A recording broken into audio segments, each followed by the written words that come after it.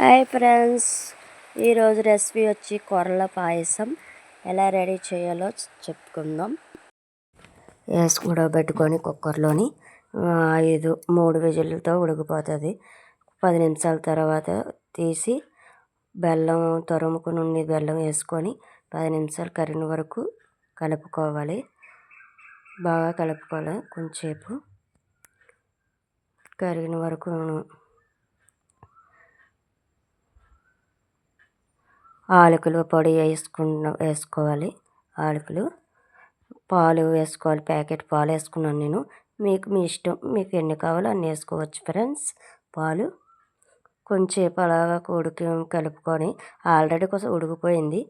కొంచెం పాలు బెల్లం బాగా కరిగిన వరకు ఉడికించుకుంటే బాగుంటుంది. చాలా టేస్ట్గా ఉంటుంది కొర్రల పాయసం. మీరు కూడా ఎప్పుడైనా తినకపోతే ట్రై చేయండి ఫ్రెండ్స్. లైక్ చేయండి, సబ్స్క్రైబ్ చేసుకోండి, పక్కనున్న గంట సింబల్ కొట్టండి ఫ్రెండ్స్. మీరు లైక్ చేస్తే వేరొకరు కూడా లైక్ చేస్తారు కదా ఫ్రెండ్స్. బాయ్.